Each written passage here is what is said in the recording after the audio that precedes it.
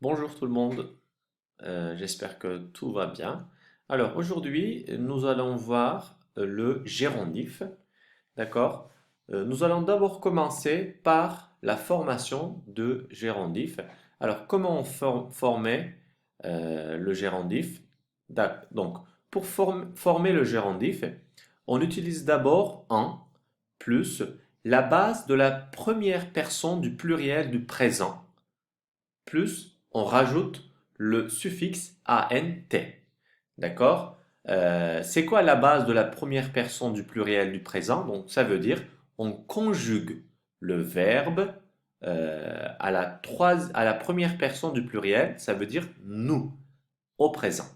Et puis on supprime, voyons ici, faire, prenons l'exemple faire. Donc on conjugue le verbe faire au présent à la première personne du pluriel, d'accord? Et on supprime ONS. Et puis, ça, c'est la base de la première personne du pluriel, ok? Puis, on rajoute le suffixe ANT. Alors, voyons, en faisant. Et le verbe changer, d'abord, nous conjuguons changeons, nous changeons, puis on supprime ONS, on ajoute en et ANT, et ça fait en changeant. OK? Alors, c'est quoi l'emploi? Pardon, il y a aussi des formations irrégulières, comme d'habitude, bien sûr. Comme vous savez, il y a être, en étant, avoir, bien sûr, en ayant, et aussi savoir en sachant. D'accord? Donc, il y a trois verbes irréguliers. Sinon, tous les autres verbes se forment d'une façon régulière. Alors, voyons l'emploi du gérondif. Le premier emploi, c'est précision sur la simultanéité. Ça veut dire euh, pour remplacer quand, pendant que, lorsque, au moment où. Donc, il y a une simultanéité. Voyons quelques exemples. J'ai trouvé mon test en rangeant ma chambre. J'ai trouvé mon test pendant que je rangeais ma chambre. Si on veut traduire cette phrase en turc, testimi odamı düzenlerken buldum. Donc, ça fait iken en turc. Ou bien, j'ai aperçu Lucie en entrant dans la pharmacie. Lucie'yi eczaneye girerken fark ettim. J'ai aperçu Lucie lorsque je suis entré dans la pharmacie. Donc, vous voyez, les deux actions se réalisent en même temps, d'accord? Il y a une simultanéité. Un deuxième emploi, c'est la précision sur la manière, d'accord? Comment on fait? Et bien sûr, toujours, action, il s'agit d'une action simultanée à celle donnée par le verbe principal. Et il faut faire attention, les deux sujets, le sujet de deux verbes doivent être identiques. İki öznenin de aynı olması gerekiyor arkadaşlar. Yani birinci özne je, birinci fiilin öznesi ben, ikinci fiilin öznesi sen olursa o zaman biz gérondif'i kullanamayız. D'accord? Voyons quelques exemples. Par exemple, il mangeait en faisant beaucoup de bruit. Qui mange?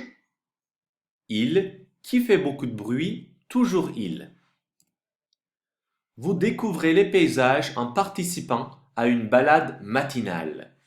D'accord? Qui découvre les paysages? Vous. Et qui participe? Vous. Toujours vous. Le même sujet. Alors voyons un troisième exemple. Vous pouvez trouver le coupable en cherchant les indices et en vous appuyant sur votre connaissance.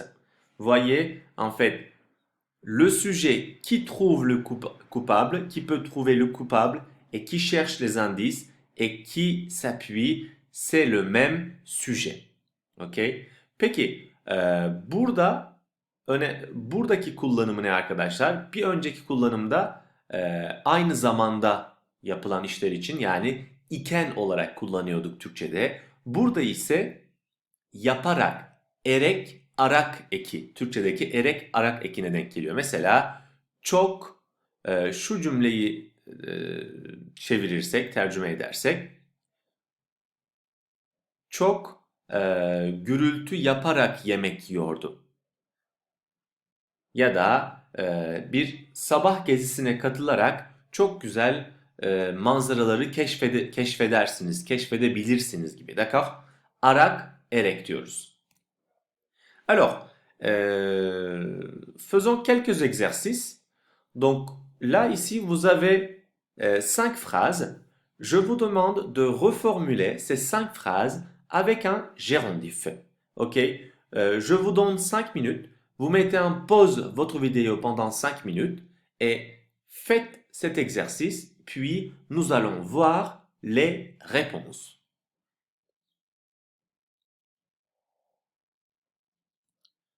Alors, voyons les réponses. La première réponse. Je t'appelle en rentrant de week-end. Ok. Deuxième réponse. N'oubliez pas de prendre les clés en partant. Giderken anahtarları bırakmayı unutmayınız. Troisième. J'ai eu le coup de foudre en voyant les photos des igloos. Tu devras laisser un acompte en réservant. En attendant votre règlement, je maintiens la réservation jusqu'au 15 mars. Alors, faisons encore des exercices. Donc, je vous demande toujours de reformuler les phrases que vous voyez avec un gérondif. Donc, je vous demande cette fois-ci d'utiliser un gérondif à la place d'un des deux verbes. Donc, vous pouvez soit utiliser par exemple pour la première phrase passer, soit vivre, d'accord? Tous les deux sont possibles.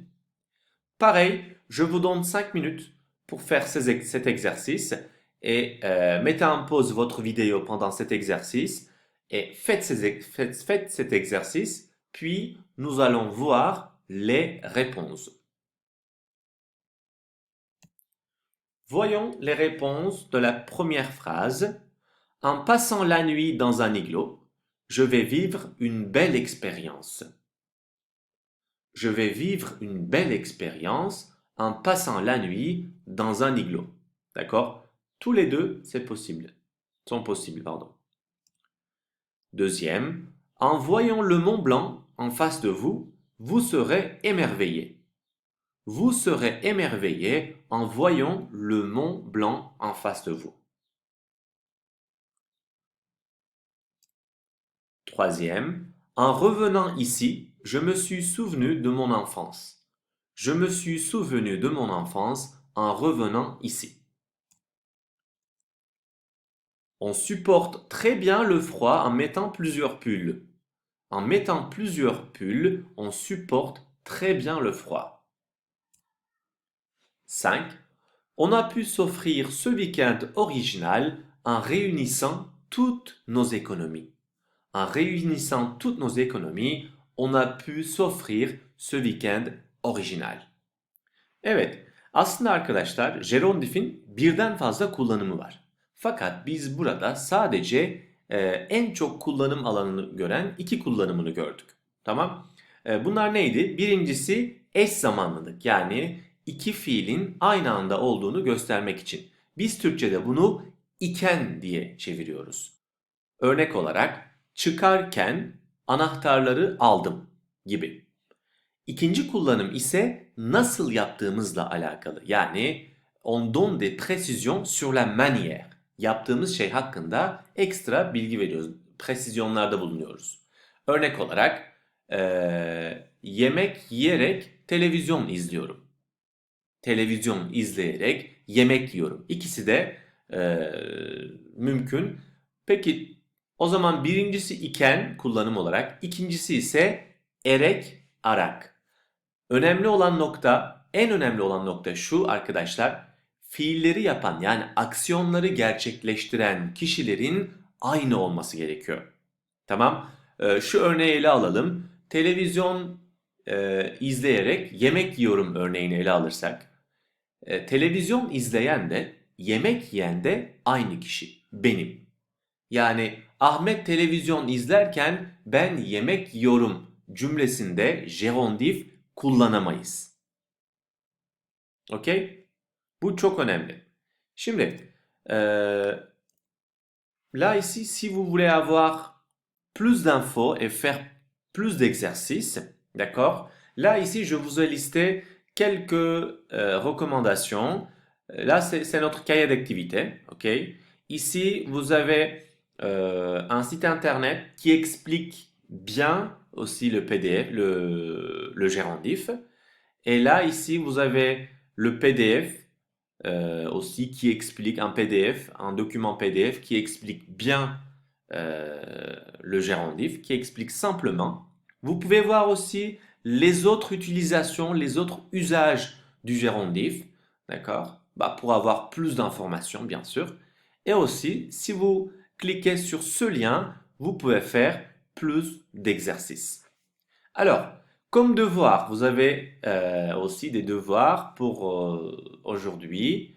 Donc, il y a euh, l'aide-mémoire de la page 95 parle de la vie associative. Donc, du coup, je vous demande d'observer, d'étudier cette aide-mémoire et puis faire les exercices, d'accord, qui se trouvent à la page 102 et 103.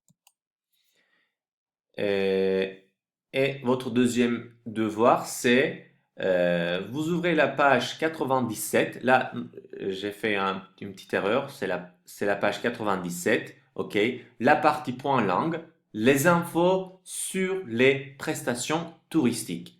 Donc, l'aide-mémoire et la point langue, c'est votre devoir.